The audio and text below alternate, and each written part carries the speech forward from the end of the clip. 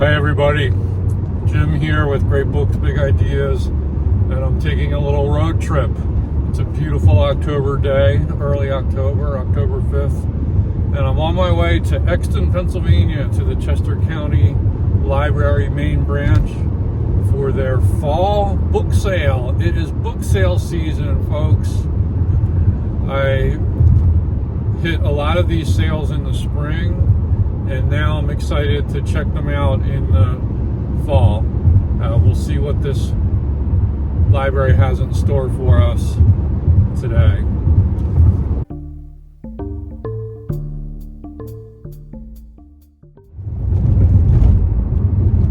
The last time I was at this sale, back in the spring, I think it was April, I had much better luck with CDs than I did with books. As I recall, I had a pretty significant CD haul, and there was just a few books. I did make a video about it. Maybe I'll link to it in the show description. But with these library sales, I try to be pretty picky these days and not hoarding things. And I'm looking for particular editions of things, particular publishers. I really do like the Penguin Classics for paperbacks.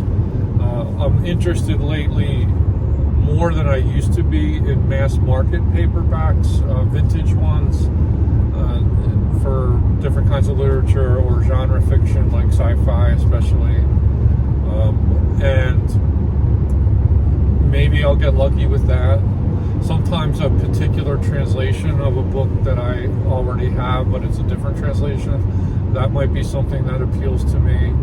And I will certainly look over the CD collection, although my CD collecting habit is slowing down a lot more than it has been in previous years.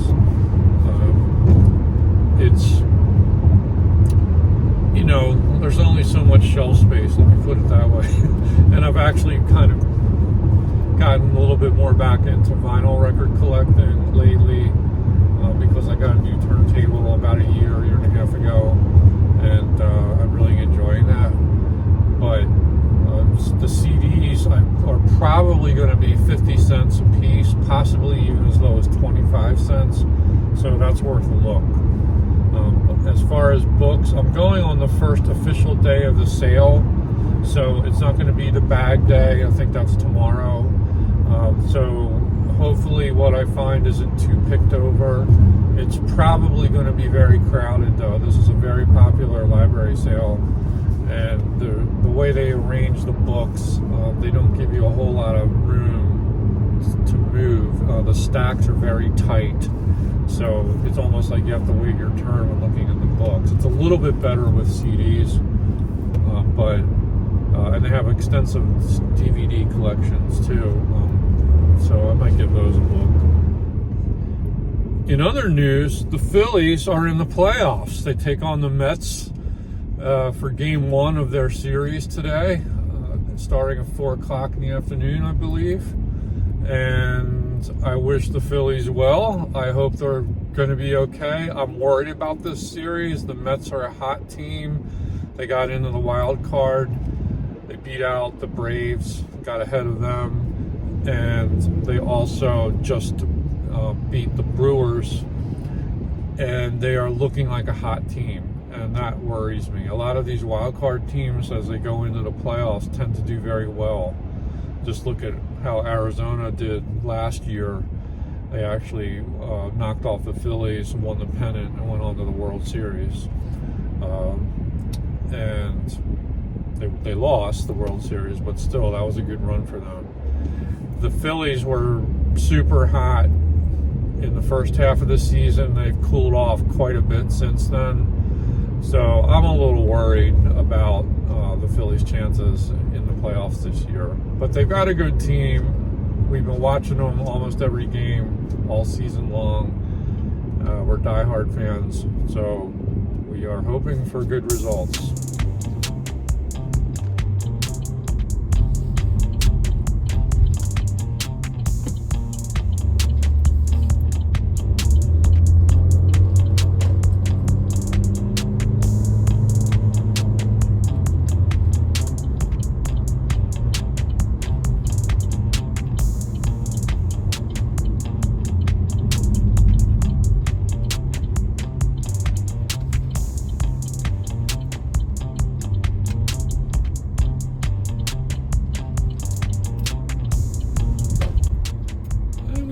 to Exton Mall. The Exton Mall has really become one of the dying malls that you see all across America. The heyday of the malls is absolutely over. So many of the galleries in this mall are vacant. There's a mainline health center that's now occupying some space here. They did add a bowling alley and amusement center. There's a couple department stores left. We have Macy's and Boscov's. But it's a pretty depressing mall to walk around when you're inside of it because so many stores are closed.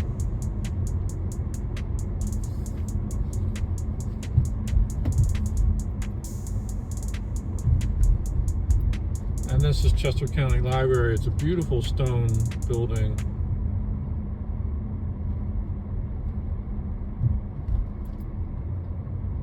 All right, I'm parked. Let's freaking go. Let's do this. I got my bag. I'll check back in when I come out of the sale. Let's see what I find.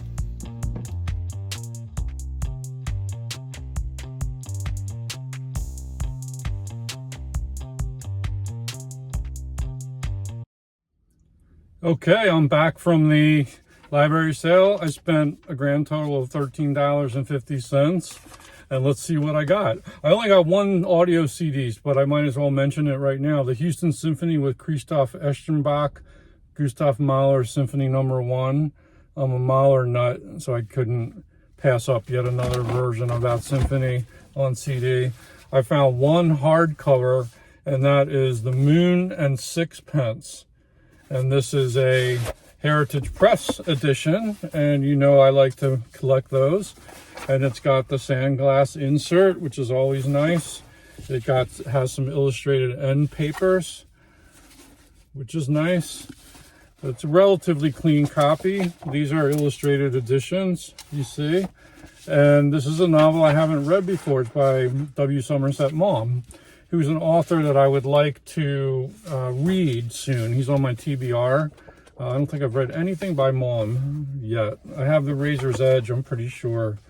And maybe Of Human Bondage. Didn't he write that? But I couldn't pass that up for the price. The hardcovers were going for $3. The paperbacks, and the rest of these are all paperbacks, were 50 cents each. The CD was 50 cents each. So let's run through. Here's a Penguin Classic edition of The Confessions of St. Augustine. And I got this because I love Penguin Classics. And it is the R.L. Pine Coffin. Yes, that is the guy's name, Pine Coffin. That translation. This is the same translation, I think, that's in the Great Books of the Western World set. At least one of them.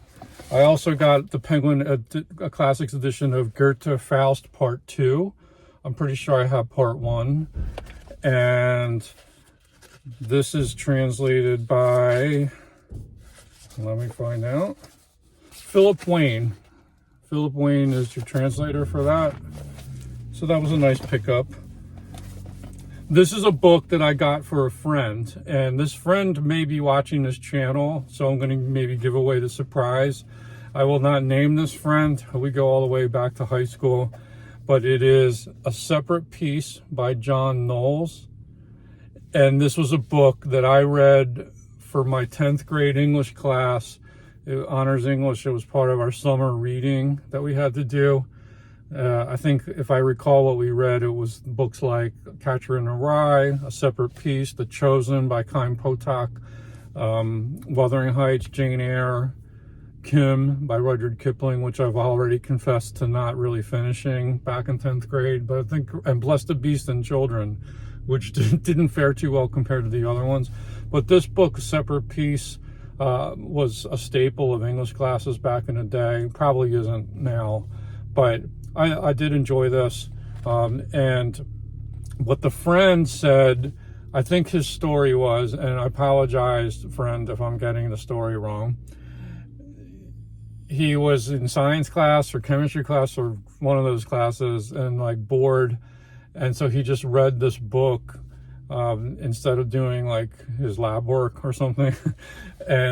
But he never finished it. I think he just picked it up somewhere, and he never really realized like how the book ends. So I'm not going to spoil it for this friend, but here it is.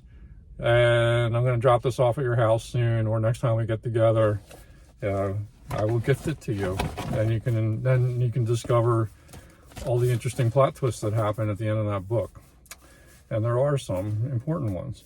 Now, the rest of these, many of these, I have like a major Shakespeare haul. So I've gotten interested in these mass market editions of Signet Classics or Folger Library Shakespeare plays with notes and introductions and stuff. So I found a whole slew of stuff. So I got Macbeth, that's Signet Classics edition. I have King Lear, Signet Classics. I have Twelfth Night, Signet Classics. I have Henry IV Part 1 in the Signet Classics edition. Henry IV Part... Oh, I guess I got the same book. I'll have to give this one away to the local library. I thought they were Part 1 and Part 2, but they're Part 1 and Part 1. Oh, wait. Well, that happens. Hamlet, Signet Classics. I've got Othello, Signet Classics. I have Julius Caesar, Signet Classics. And what else? This is a Folger Library, right? Yeah, Folger Shakespeare Library of Richard III. What else? Here's a comedy. Much Ado About Nothing, Signet Classics. And yet more Shakespeare. Romeo and Juliet, Signet Classics. These will just be nice to have. I'll tuck them away someplace where they're out of the way. And that was just a major run. I have one more Shakespeare play to show you. Now, I've done a video before on the Magnum Easy Eye paperbacks. These were mass market paperbacks that were, you get them for like $1 or something back in the day. I remember getting them at the old Two Guys store in our neighborhood in Broomall, Pennsylvania. And I couldn't pass up a couple of these. I've sold a whole lot of these like many years ago because I was collecting for a while. But I've only saved the ones that are most precious to me, that I have, like, that I've actually read when I was a kid and have a lot of attachment to. And I love the covers of these, and they are truly easy on the eye. So this is another Shakespeare play, Macbeth, but in the Magnum Easy Eye edition. I like the cover art, and you can see it's nice large type. These unfortunately don't really have much in the way of notes. I think they might have a few footnotes, but just mainly like glossary stuff. But yeah, that was fun. And then also The Adventures of Huckleberry Finn by Mark Twain, Sam Clemens. And Tom Sawyer is the first Magnum Easy Eye I read. It was one of the first, long novels that I ever read as a kid. And I still have that. Whoever was the artist that did Tom Sawyer also did Huck Finn. This is clearly the same artist. But yeah, I couldn't pass that up, even though I have this book in another edition, probably a couple editions of it. But yeah, this will be fun to have. And then finally, William Faulkner, The Reivers. This is, I love these vintage Faulkner editions. These probably came out in the 70s. Now, what I don't remember, and I have most of Faulkner's novels in these. I just love the cover art. I love the typography. They are very nice paperbacks. Like, the spines tend to hold up really well, and they're easy to hold. And the thing is, I might already have this, but this was in such good condition that it might be an upgrade. Because I keep a list of the Faulkner novels in these vintage paperback editions from this era. I have a list of them, my want list, and I'm almost certain I already have this. But for 50 cents, I thought, like, just in case, let's get it. It might be an upgrade. And if I already have The Reivers by Faulkner, I'll take the old one and I'll drop it off in a little free library for someone to find. So that is my haul. It was a pretty decent day. I think I did better than I thought I would. I was really happy to come across those Shakespeare titles. The one play I was hoping I would come across is Timon of Athens, but that is such a little read Shakespeare play that it's going to probably be hard to find that, you know, it's going to be a little more difficult to track it down. But, you know, I'll keep my eye out for it, but I'm very happy with what I got here. So if I get in the mood to read a Shakespeare play, now I don't have to get my huge, like, Penguin complete, or, yeah, I think it's the Pelican complete Shakespeare hardcover from my school days. I can just actually, like, have something that's easier to hold in my hand for a lot of these plays. So that's fun. So anyway, I hope you liked the video. I'm going to head back home now, and thanks for watching.